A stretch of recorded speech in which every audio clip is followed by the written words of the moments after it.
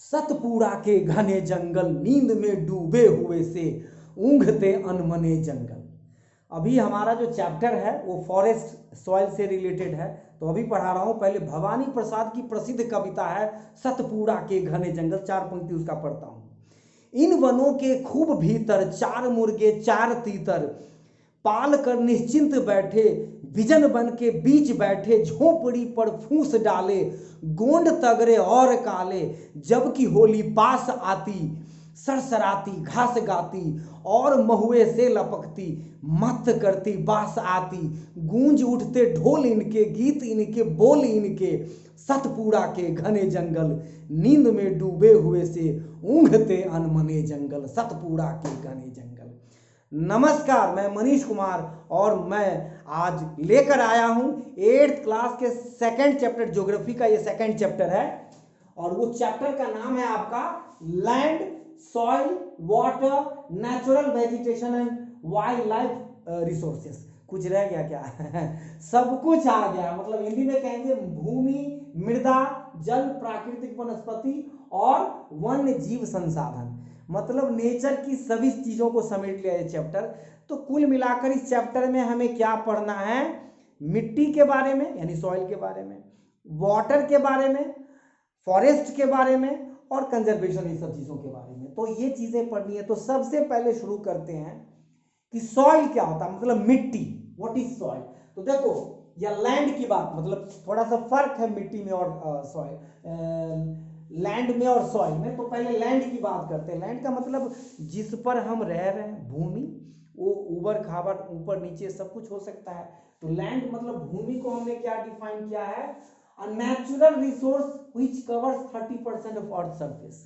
मतलब पूरे पृथ्वी में लगभग ज्यादा तो पानी है, आपको ये सुनने बचपन से सुनते हुए मिल रहा है, और कम ही लैंड है। मैं तो कभी कभी ये कहता हूं कि समंदर के जीव कहते होंगे, आपको कभी ये प्रश्न पूछे कि सबसे बड़ा जो विशालकाय है, लार्जेस्ट और जीव कहाँ रहता है, लैंड पर कि वाटर में? तो आपको बोलना है वाटर में, क्योंकि व्हेल, शार्क, ये सब विशालकाय है। उन्हें लगता होगा कि भाई मिट्टी भी है क्या? और हमें लगता है कि जो मान लो कभी समंदर नहीं देखा बचपन से, उनको लगता है कि पानी नहीं, ये तो पूरी पृथ्वी, जो पूरा अर्थ है, मिट्टियों से भरा पड़ा है। जबकि ऐसा नहीं है, ज्यादा हिस्सा इसका पानी है। मतलब 30% ही लैंड है, वही तो लिखा है, ओनली 30% लैंड है। A natural resource which covers 30% of earth surface. समझ पा रहे हैं? तो इसको हम कहेंगे लैंड, भूमि। आगे बढ़ते हैं कि अब आप एक और बात बताओ कि मतलब जितनी भी 30% लैंड है, उस पर जो पॉपुलेशन है वो अनइवन है। मतलब पॉपुलेशन का जो विस्तार है, यानी कहीं पे बहुत ज्यादा लोग रहते हैं, कहीं पे कम लोग रहते हैं, कहीं पे बिल्कुल लोग नहीं रहते, कहीं पे बहुत ज्यादा घनी आबादी है। तो ये क्यों है ऐसा? मतलब कहीं पे डेंस पॉपुलेशन, कहीं पे रेयर पॉपुलेशन। तो यही मैंने लिखा, आपसे प्रश्न पूछेगा, हिंदी में प्रश्न पूछेगा कि आबादी या जनसंख्या का वितरण असमान है, मतलब distribution of the population is uneven on the earth, right the reasons. इसके क्या कारण है? तो मैं कारण में हम लिखेंगे कि फर्टिलिटी, जमीन की जो, मिट्टी की जो फर्टिलिटी है, वो हर जगह एक जैसा नहीं है। समतल यानी प्लेन भूमि हो तो बहुत ज्यादा लोग रहते, अनइवन हो मतलब इसके लिए यूज किया है कि रग्ड रग्ड हो, यानी कि ऊबड़ खाबड़ हो तो वहां पे कम लोग रहेंगे। पहाड़ी इलाका हो तो वहां पे सामान को ले जाने में दिक्कत आती है, तो वहां पे भी दिक्कतें आती है। काफी टेम्परेचर हाई हो तो भी कम लोग रहते, टेम्परेचर काफी लो हो तो भी कम लोग रहते। तो समझ पा रहे बातों को? तो these are the factors of the distribution of the population, जनसंख्या के वितरण का ये कारण है। तो मैंने इसमें कुछ कारण लिखा। द रग्ड ट्रोपोग्राफी, मतलब जमीन का ऊबड़ खाबड़ होना, ऊबड़ खाबड़ होने के कारण वहां पे पॉपुलेशन कम होगी। आगे लिखा है steep slopes of the mountains, मतलब नेगेटिव ही ज्यादा है, मतलब पहाड़ों का ज्यादा ढलान होने के कारण स्टीप स्लोप्स, वहां पे लोग दिक्कतें होती है संसाधन ले जाने में, गैस ले जाने में, खाना ले जाने में, वहां के बच्चों को स्कूल विद्यालय जाने में। Low lying areas susceptible to water logging. Susceptible मतलब लो लाइन एरियाज, जहां पे भूमि निम्न हो वहां पे पानी काफी इकट्ठा हो जाता, तो वहां पे लोगों को मतलब बाढ़ आ जाती, जैसे पानी होता तो दिक्कत होती। इन सब के कारण सीधी मतलब भूमि का निचला होना, और है डेजर्ट एरिया, जहाँ पे भूमि मरुस्थल हो, जहाँ पे मरुस्थल हो, डेजर्ट हो, वहाँ पे वर्षा कम होगी, फॉरेस्टेशन कम होगा, तो वहाँ पे भी दिक्कतें आती है। अब है थिक फॉरेस्टेड एरियाज, मतलब बीहड़ जंगल हो, तो वहाँ पे भी दिक्कतें आती है लोगों को रहने में। तो ये नेगेटिव पॉइंट है। पॉजिटिव में आप कहेगा तो आप ठीक इसका उल्टा लिखोगे कि कहेगा राइट द डिस्ट्रीब्यूशन, सीधा ये कहता है। तो हम कहेंगे भूमि प्लेन हो, लैंड प्लेन हो, तो वहाँ पे ज़्यादा लोग रहेंगे, फर्टाइल हो तो ज़्यादा लोग रहेंगे, पहाड़ नहीं हो, समतल हो, तो टेम्परेचर नॉर्मल हो तो ज़्यादा लोग रहेंगे, टेम्परेचर हाई और लो नहीं हो, तो ये सारी, डिजर्ट नहीं हो, तो ये सारी बातें आप लिख सकते हो इस पॉइंट में बड़ी आसानी से। आगे है कि लैंड यूज, भूमि के उपयोग क्या है, what are the use of land, land के उपयोग क्या है। तो हमने कहा जी खेती करने में, क्रॉपिंग, घर बनाने में, इंडस्ट्री लगाने में, सारा अपने तरीके से भी लिख सकते हो। तो इसमें क्या लिखा, land is used for different purposes. क्या है, एग्रीकल्चर, भूमि का उपयोग खेती में होता है, फॉरेस्ट्री, भूमि का उपयोग जंगल लगाने में होता है, माइनिंग, भूमि का उपयोग खादान के लिए, यानी कि नीचे जो मिनरल्स होता है उसको खोदने में होता है, बिल्डिंग हाउसेस, भूमि का उपयोग हाउस बनाने में होता है। तो आप ये आसानी से लिख सकते हो। ये था कि डिस्ट्रीब्यूशन कैसे होता है, तो लैंड की क्वालिटी और फर्टिलिटी पे डिपेंड करता है। ये कहेगा भूमि का लैंड का यूज क्या है, तो कहेंगे खेती में, जंगल लगाने में, माइनिंग में और बिल्डिंग बनाने में। अब आते हैं नेक्स्ट फैक्टर पे, इजी चैप्टर है बच्चों। एक बात और बताना चाहूंगा कि इस चैप्टर का और हर एक चैप्टर का हमने इंग्लिश और हिंदी दोनों में नोट तैयार किया है। आप देखो, ये इंग्लिश वाला नोट है, इंग्लिश का नोट, डिस्ट्रीब्यूशन ऑफ वेजिटेशन, ये रहा इंग्लिश का नोट है, 2 पन्नों का, 2 पन्नों का इंग्लिश का नोट है, पूरे चैप्टर का समरी है, और पूरे चैप्टर का समरी है, बहुत आसानी से समझाया गया एक एक चीज को। आप डिस्क्रिप्शन में मिलेगा, दिक्कत हो तो कमेंट करना। हिंदी का ये नोट है, ये देखिए कितना सुंदर तरीके से लिखा गया है, और ये भी 2 पन्नों का है, पूरे चैप्टर का समरी। स्मार्ट टीचर और स्मार्ट स्टूडेंट उसी को कहेंगे कि चैप्टर को समराइज करके सभी चीजों को निचोड़ ले। पूरी दुनिया याद करने की क्षमता किसी में नहीं है। इस चैप्टर के शुरुआत में 2 कैरेक्टर के जरिए कहानी की शुरुआत की गई है, उसको भी आप पढ़ोगे क्या। तो एक माम्बा नाम की एक लड़की है, जो तंजानिया, जो कि साउथ अफ्रीका में है, वहां पे रहती है। उसके आसपास की जो मतलब लैंड है वो बहुत ज़्यादा फर्टाइल नहीं है, चट्टान है। उसको सुबह उठकर दूर पानी लाने जाना पड़ता है, और पानी लाती है फिर वहाँ पे, और तब जाकर के फिर अपने मम्मी की भी मदद करती। ये सब सारी बातें बताई गई है। उसके पापा बहुत दिक्कत से मकई और सेब वगैरह उपजा पाते हैं, उस जो साल भर के लिए उपयोगी नहीं होता है। मतलब माम्बा के जरिए ये बताया गया है कि उसके आसपास की जो लैंड है वो बहुत अच्छी नहीं है, मतलब लोगों का निवास और रहना क्वालिटी ऑफ लैंड पे डिपेंड करता है। और उसी में दूसरा कैरेक्टर है पीटर का, जो न्यूजीलैंड में रहता है, स्कूल से आता। उसके आसपास काफी हरे घास का मैदान है। उसके चाचा भेड़ों का मतलब जो ऊन का बहुत बड़ा कारोबार करता है, और काफी बड़ी मात्रा में टेक्नोलॉजी भी उपलब्ध है। तो ये 2 उदाहरण के साथ इस स्टोरी को, इस चैप्टर की स्टार्ट की गई। आगे बढ़ते हैं।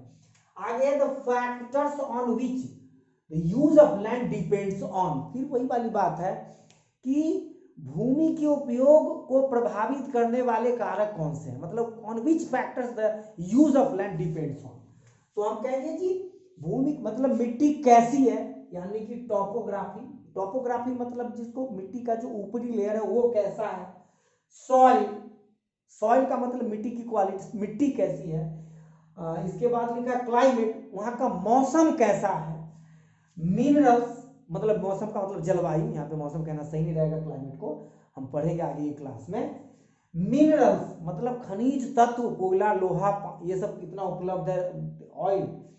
अवेलेबिलिटी ऑफ वाटर, पानी की उपलब्धता, इन सब चीजों पर, जनसंख्या का भी तो ये में लिख सकते हैं, उसका यूज डिपेंड करता है। ये तो हो गया नेचुरल फैक्टर्स। ह्यूमन में क्या क्या होता है, जैसे देखिए उसका एक उदाहरण दिया ना माम्बा का, उसके पास कोई टेक्नोलॉजी नहीं है, बल्कि पीटर के पास टेक्नोलॉजी भी है।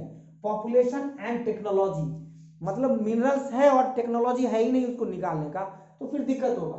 तो ये दो चीजों पे निर्भर करता है। आप समझ जाओगे कि टोपोग्राफी पे, सॉइल पे, क्लाइमेट पे, मिनरल्स पे, अवेलेबिलिटी ऑफ वाटर पे। और classification of land on the basis of ownership, स्वामित्व के आधार पर भूमि के दो भाग हैं, एक तो प्राइवेट और एक होता है कम्युनिटी। प्राइवेट लैंड और कम्युनिटी लैंड।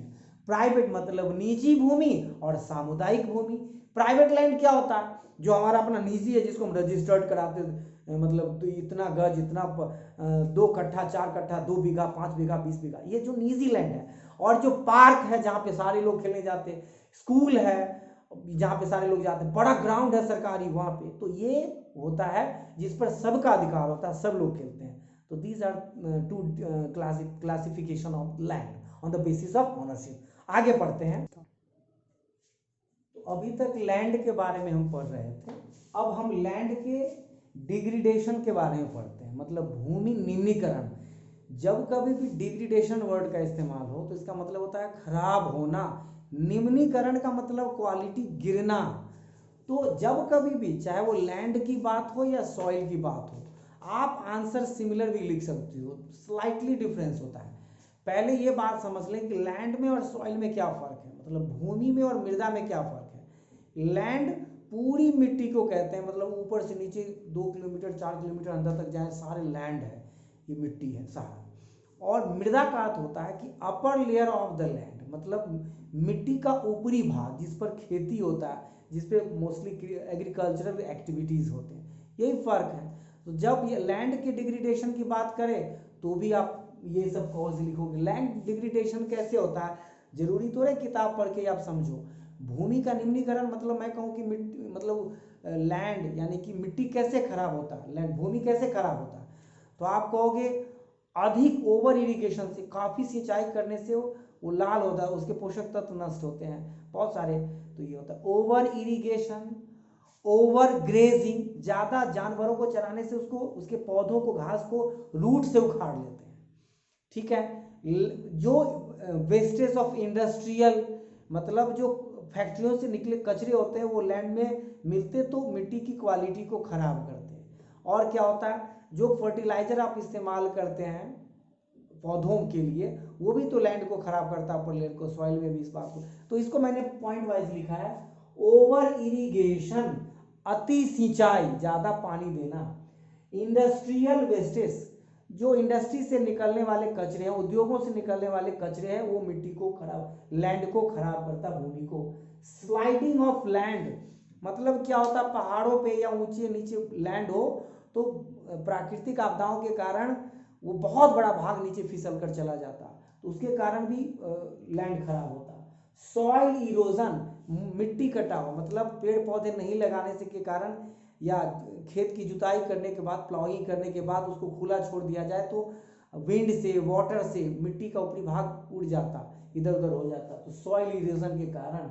माइनिंग, हम लोभ के कारण, बहुत सारे मिनरल्स उपलब्ध है तो मिट्टी को तहस नहस कर देते, पूरा लैंड को खराब कर देते, तो mining. These are the factors for land degradation.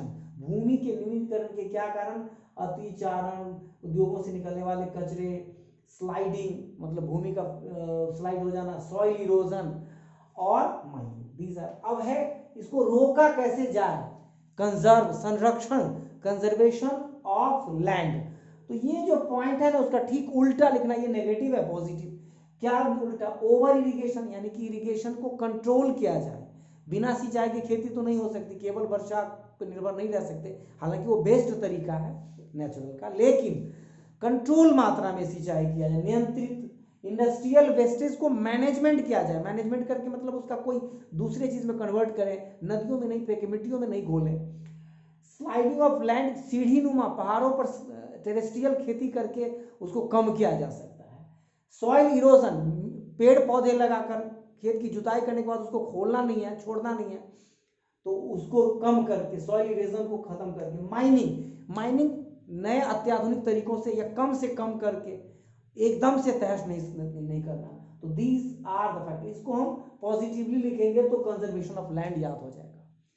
अब इसमें लैंड की बात है, फिर यहाँ पे सॉइल की बात अब होने लगी, फिर वही वाली बात है। लैंड क्या है, पूरी पृथ्वी का मिट्टी वाला भाग नीचे से ऊपर तक का। और सॉइल क्या है? Upper layer of the earth, ऊपर वाला जिसपे खेती होती है। तो वही लिखा सॉइल के बारे में, soil is the three layer of the granny substances covering the earth, ऊपर वाला भाग। Land forms determine the types of the soil, मतलब भूमि का प्रकार ये तय करता है कि जो ऊपर मृदा है वो किस प्रकार की होगी। Soil is made up of organic matter, minerals and weathered rocks, मतलब रॉक के टूटने से, उसके चट्टानों के टूटने से मिट्टी का निर्माण होता है।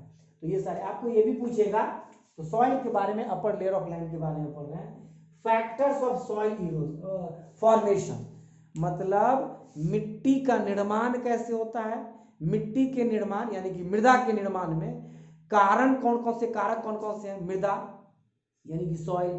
तो आप जब एनसीईआरटी के एक फ्लो चार्ट दिया हुआ या मैप डायग्राम कह सकते हैं 2.4 में क्या क्या कारण होता है मिट्टी के निर्माण में, उसके फैक्टर कौन कौन से होते हैं। तो the nature of the parent rocks, मतलब मिट्टी के कण जिस रॉक से बने होते हैं उस रॉक की क्वालिटी या उसका नेचर तय करता है कि मिट्टी किस प्रकार का होगा। मतलब उसमें कैल्शियम कितना है, फास्फोरस कितना है, वो किस कलर का है, ये सब। Nature of the parent rock मतलब मिट्टी। क्लाइमेट, क्लाइमेट का मतलब होता है जलवायु, टेम्परेचर, ये सारी बातें डिसाइड, वर्षा कितनी होती है, टेम्परेचर कितना है, ये सब तय करता है। टॉपोग्राफी, टॉपोग्राफी का मतलब है कि भूमि ऊबड़ खाबड़ यानी कि ऊपर नीचे है या मतलब ज्यादा गड्ढा सीढ़ीनुमा है कि प्लेन है मैदान, यानी अपर लेयर वाला। ऑर्गेनिक मटेरियल्स, फिर वही वाली बात है कि पोटेशियम, सल्फर, कैल्शियम, ये सब ऑर्गेनिक में होगा कि वहाँ की वनस्पति कैसी है, मतलब कहीं पे खूब पेड़ पौधे होते हैं तो वो मिट्टी में घुलते हैं तो उनको फर्टाइल बनाते हैं, और कहीं पे बेकार का एकदम सूना होता है, ऑर्गेनिक सब्सटेंसेस उपलब्ध कम होते हैं या नहीं होते, तो ये होते हैं। फिर टाइम, टाइम तय करता है मिट्टी फॉर्मेशन यानी कि सॉइल फॉर्मेशन की क्वालिटी को। दीज आर कौन कौन सा? Nature of the parent rock, climate, topography, organic materials and time. ठीक है, आगे बढ़ते हैं। तो आइए बच्चों अब पढ़ते हैं सॉइल के डिग्रेडेशन के बारे में। अभी आपने उससे पहले लैंड के डिग्रेडेशन के बारे में मैंने समझाया था। चैप्टर में कहीं भी डिग्रेडेशन शब्द आता है तो आप इसका उपयोग ले सकते हो। डिग्रेडेशन को हिंदी में निम्नीकरण मतलब खराब होना कहते हैं। तो चाहे मिट्टी का खराब होना हो मतलब भूमि का, या चाहे मृदा का मतलब चाहे लैंड का डिग्रेडेशन हो या सॉइल का डिग्रेडेशन हो, तो दोनों में हम वही बात लिखेंगे। हम कहेंगे कि मृदा यानी मिट्टी कैसे खराब होती है, तो आप कहोगे सर इंडस्ट्री से जो कचरे निकलते हैं, वेस्टेज निकलता है, वो मिट्टी को खराब करता है। ये रीजन भी है। ओवर इरिगेशन के कारण होता है, ओवर ग्रेजिंग के कारण होता है, फर्टिलाइजर का इस्तेमाल, खेतों में जो केमिकल्स का इस्तेमाल करते हैं वो मिट्टी को खराब करते जा रहा है। अपने बड़े बुजुर्गों पिताजी से सुनते होंगे, वो भी एक रीजन है। डिफॉरेस्टेशन के कारण मिट्टी कटाव यानी कि सॉइल इरोजन होता है, उसके कारण है। तो ये सारे रीजन जो आपने लैंड में लिखा है वो सॉइल में भी लिख सकते हो। क्या क्या? फैक्ट्री से जो निकलने वाले मटेरियल्स है वो, deforestation, over using of chemical fertilizers in agriculture, इसके बाद ओवर ग्रेजिंग, ओवर इरिगेशन, ये सारे फैक्टर्स हैं लैंड सॉइल डिग्रेडेशन के। भूमि निम्नीकरण के क्या कारण? अधिक वर्षा, अधिक सिंचाई, अधिक जानवरों को चराना, फैक्ट्रियों से निकलने वाले कचरे, सिंचाई यानी खेती करने में अधिक रसायनों का उपयोग करना, वनों का अधिक कटाव। These are the factors. अब आते हैं इसका कंजर्वेशन कैसे करें। ये जो काम आप कर रहे हैं उसको कंट्रोल करें या खत्म करें। मतलब अधिक सिंचाई ना करें, डिफॉरेस्टेशन की जगह अफॉरेस्टेशन करें, मतलब जंगल लगाएं। इसके बाद क्या करें? सीढ़ीनुमा खेती करें। तो ये सारे कारण आप लिख सकते हो। तो ये हो गया सॉइल का और लैंड का, लैंड और सॉइल का। अब आते हैं वाटर। वाटर के बारे में आप क्या जानते हैं? तो कहेंगे जी वाटर के बारे में जानते हैं, पानी पीते हैं। बच्चे ऐसे ही जवाब देते हैं, पानी पीते हैं, पानी से नहाते हैं। तो ये तो उपयोग है। वाटर के बारे में आपको पहले से भी थोड़ी बहुत जानकारी होगी। पूरे अर्थ सरफेस का मतलब 3/4 पार्ट, 3 और 4 पार्ट मतलब 3/4 भाग केवल जल है। लेकिन खुश होने की जरूरत नहीं है, इसमें से केवल 2.7% वाटर यूजफुल है। यूजफुल का क्या मतलब है, मतलब पीने योग्य है, यूजफुल वर्ड नहीं बल्कि हम कहें कि पीने योग्य है, फॉर ड्रिंकिंग वाटर।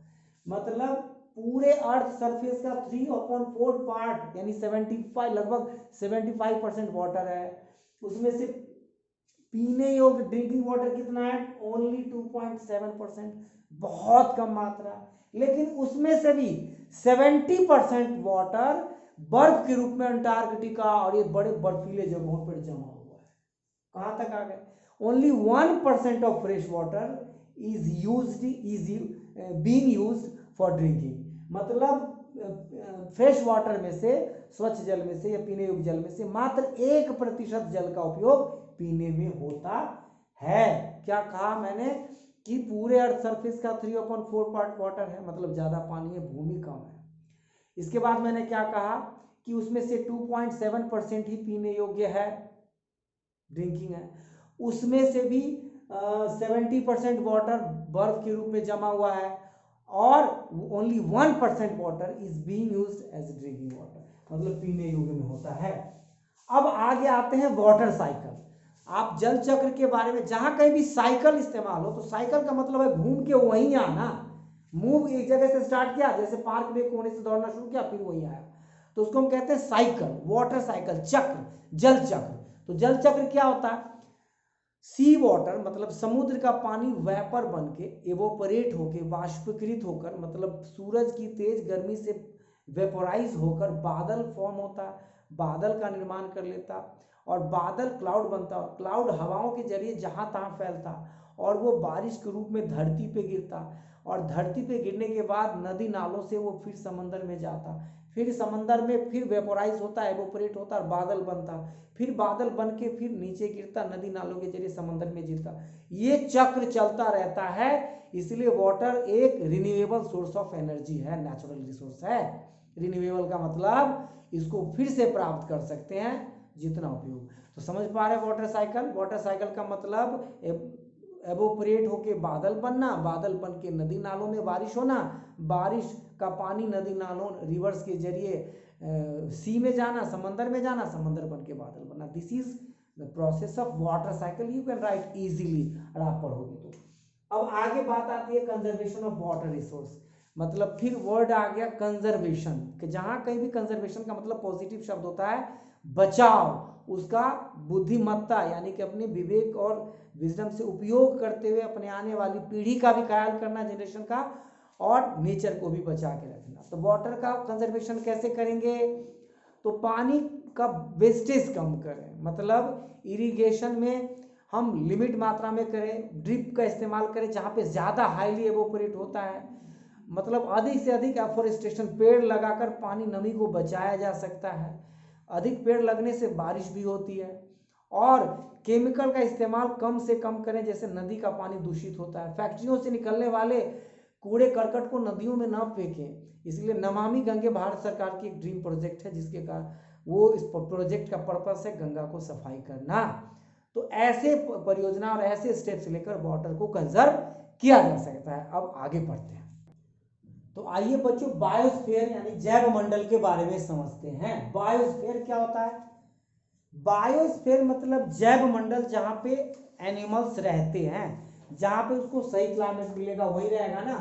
तो देखो लिथोस्फीयर का मतलब हो गया, लिथोस्फीयर का मतलब जैव मंडल, सॉरी लिथोस्फीयर का मतलब हो गया कि जहां पे भूमि वाला मिट्टी वाला पार्ट, हाइड्रोस्फीयर का मतलब हो गया पानी वाला, पानी मतलब जलमंडल, और एटमॉस्फेयर का मतलब हो गया वायुमंडल, ठीक है। मतलब तो ये लिथोस्फीयर, हाइड्रोस्फीयर और एटमॉस्फेयर तीनों की उपलब्धता जहां पे होगी, तीनों की अवेलेबिलिटी जहां पे होगी वहां पे बायोस्फीयर होगा। लिथोस्फीयर, इसके बाद हाइड्रोस्फीयर और एटमॉस्फेयर, तो मतलब मिट्टी वाला पार्ट, हाइड्रोस्फीयर मतलब वाटर वाला पार्ट, और एटमॉस्फेयर मतलब वायु एयर वाला पार्ट, तीनों की उपलब्धता, मतलब तीनों मिलाकर ही एनिमल्स वहां पे सरवाइव कर पाएंगे ना। तो हमारे अर्थ की ऐसी व्यवस्था है कि जल थल, इसको थल मंडल, लिथोस्फीयर को थल मंडल, जलमंडल और एटमॉस्फेयर को वायुमंडल कहते हैं। तीनों की उपलब्धता, तीनों मिला के बायोस्फीयर का निर्माण करते हैं। वहां पे जीव जंतु होते हैं।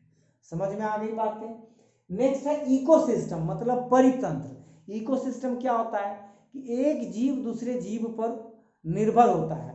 टाइगर हिरन पर और हिरन घास पर, या ऐसे करके। इसके बाद सांप आपने इकोसिस्टम में पढ़ा होगा। इकोसिस्टम जैसे कोई पॉन्ड है, तालाब है, उसमें बहुत सारे जीव रहते हैं, वो एक दूसरे पे निर्भर करते हैं। तो क्या लिखा हमने, living beings are inter related, वो एक दूसरे पे निर्भर हैं। इसको हम कहते हैं इकोसिस्टम, मतलब परितंत्र। समझ में आ गई बात। अब हम यूज ऑफ प्लांट्स, मतलब मैं कहूँ कि पौधों का उपयोग बताओ, या ट्रीज का, या पेड़ पौधे का उपयोग क्या क्या है, तो आप तो बहुत सारे इसके यूजफुलनेस बता सकते हो। क्या क्या, तो कहेंगे ट्री का उपयोग सबसे पहला क्या, इट गिव्स ऑक्सीजन, ये हमें ऑक्सीजन प्रदान करता। मतलब प्लांट और ट्रीज, यहाँ पे दोनों का फायदा बता रहा हूँ। इसके बाद ट्री से हमें भोजन प्राप्त होता है, we get food from the trees plants, तो हमें फल मिलते हैं। ये इकोसिस्टम को बैलेंस्ड रखता है। ये सॉइल इरोजन को, it prevent soil erosion also, soil erosion को, ये एटमॉस्फेयर को बैलेंस रखता है। ये वर्षा को आमंत्रित करता है, मतलब जहाँ पे ट्री ज़्यादा होते हैं वहाँ पे बारिश ज़्यादा होती है, और जहाँ पे बारिश ज़्यादा होती है वहाँ पे ट्री ज़्यादा होते हैं। तो ये सारे system, you can write these lines, मतलब आसानी से आप, पौधों के उपयोग तो बहुत सारे, ये कई जीव जंतुओं का आवास, मतलब घर होता है। हम भोजन के लिए, लकड़ी के लिए, ऑक्सीजन के लिए, औषधि के लिए, मेडिसिन के लिए उपलब्ध, इस पे डिपेंडेंट होते हैं। दीज कैन बी रिटन, इसको हम लिख सकते हैं। अब यूज ऑफ वाइल्ड लाइफ, मतलब जानवरों के उपयोग नहीं बता सकते कि जानवर से हमें उसे भोजन प्राप्त होता, मांस मछली अंडे ये सब कहाँ से प्राप्त होते, मतलब जानवरों से। इसके बाद उसके चमड़े का उपयोग होता है, ये इकोसिस्टम को बैलेंस रखता है। जानवर नहीं होता तो जंगल ही जंगल हो जाता है, ये भी उसको कंट्रोल करके, नियंत्रित करके रखते हैं। तो ये सब वाइल्ड लाइफ के उपयोग बता सकते हो। आगे है टाइप्स ऑफ नेचुरल वेजिटेशन, मतलब नेचुरल प्राकृतिक वनस्पति के प्रकार कौन कौन से हैं। तो ये है फॉरेस्ट, मतलब जंगल, जहाँ पे अधिक वर्षा होती वहाँ पे ऊंचे ऊंचे ट्री पाए जाते हैं और बहुत घने जंगल, तो उसको हम कहते हैं जंगल। ग्रासलैंड, जहाँ पे एवरेज बारिश होती, नॉर्मल बारिश, तो वहाँ पे घास का मैदान। स्क्रब्स, स्क्रब्स मतलब कटीले पेड़, ये सब जहाँ पे काफी कम वर्षा होती है, खासकर डेजर्टिक इलाकों में थॉर्नी प्लांट्स वगैरह होते हैं, तो इसको स्क्रब्स। और टुंड्रा, जहाँ पे बर्फ, टेम्परेचर बहुत ज्यादा लो होता है, टुंड्रा घास का मैदान अपने इंटरनेशनल पढ़ा होगा, तो वहां पे होता है अधिक वर्षा, एवरेज वर्षा, बहुत कम वर्षा और बर्फीला वाला जगह। तो ये है, these are the types of natural vegetation. अगर टाइप्स ऑफ फॉरेस्ट, हालांकि इसके बारे में ज्यादा पढ़ोगे अगली नेक्स्ट क्लास में, लेकिन टाइप्स यानी जंगलों के प्रकार कितने तरीके का होता है।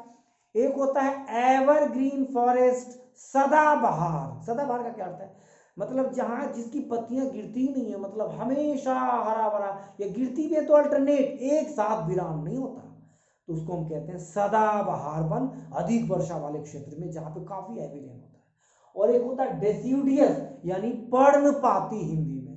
डेसिडियस का मतलब ऐसे जंगल जहां के पेड़ एक मौसम के बाद उसकी पत्तियां झड़ जाती, उस मौसम में आप जाओगे बसंत मौसम से पहले, ठंड मौसम के बाद, तो आप देखोगे कि सूख सा गया पेड़, एकदम सन्नाटा बेकार सा जगह लगेगा।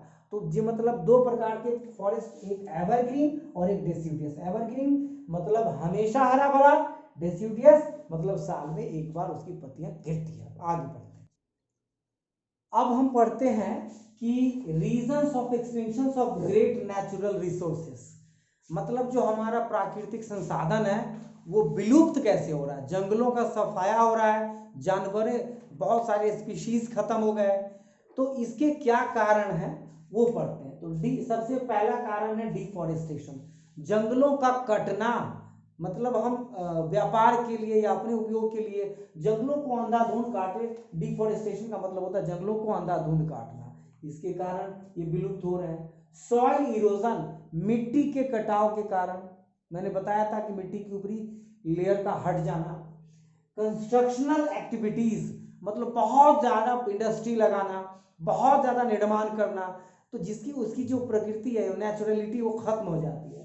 तो वो कंस्ट्रक्शनल एक्टिविटीज, फॉरेस्ट फायर्स, इसको हिंदी में दवानाल कहते हैं, मतलब जंगलों में आग लग जाती है तो जंगल का जंगल साफ हो जाता, तो वहां पे रहने वाले जीव जंतु और पेड़ पौधे सब नष्ट हो जाते, तो इसको हम कहते हैं फॉरेस्ट फायर्स। इसके बाद सुनामी एंड लैंडस्लाइड्स, ये नेचुरल घटना है जिसके कारण ये हमारे इस पे असर पड़ता है वाइल्ड लाइफ और नेचुरल रिसोर्स पे। तो आप ये पॉइंट्स लिख सकते हो। सरकार ने क्या क्या कदम उठाए इसको बचाव के लिए? Steps taken by the government to conserve natural vegetation and wildlife, मतलब सरकार के द्वारा उठाए गए कदम का वर्णन कीजिए जिससे वाइल्ड लाइफ मतलब जंगली जीव जंतु और प्रकृति बच के रहे। इसके लिए सरकार ने नेशनल पार्क बनाए, राष्ट्रीय उद्यान, फिर वाइल्ड लाइफ सेंचुरीज बनाए, मतलब जीव जंतुओं के लिए संरक्षित वाइल्ड लाइफ सेंचुरीज है, वहां पे कोई जा नहीं सकता उसके शिकार, मतलब जा सकता उसका संरक्षण के लिए है। इसके बाद अवेयरनेस प्रोग्राम्स, आप देखते हैं कि जनता को जागरूक करने के लिए अलग अलग पृथ्वी दिवस, पर्यावरण दिवस, अलग अलग जल दिवस मनाया जाता है, ताकि लोगों में पेड़ के महत्व के बारे में, पृथ्वी के महत्व के बारे में, जंतुओं के महत्व के बारे में पता चले। अब बहुत हद तक अवेयरनेस भी आई है, स्कूल के बच्चों को तरह तरीके से उसके महत्व के बारे में, मतलब जल है तो कल है, वृक्ष नहीं रहेगा तो सांस कहाँ से आएगा, इस तरह के नारों से बताया जाता है। Awareness programmes, hunting is banned, मतलब पेड़ों को बिना मतलब के काटना और शिकार करना जानवरों का, हंटिंग मतलब जानवरों का शिकार करना, ये बैन है। ट्री, अपना भी ट्री काटने के लिए आपको सोचना पड़ेगा। और ये सारी बातें, मतलब ये चैप्टर बहुत आसान है। एक बात एक और है आपके में, CITES, ये इंटरनेशनल ऑर्गेनाइजेशन बनाया गया सभी देशों के द्वारा वाइल्ड लाइफ और नेचुरल वेजिटेशन के कंजर्वेशन के लिए। सभी देश एक दूसरे से कांटेक्ट में रहें और इनके संरक्षण के लिए कदम उठाएं।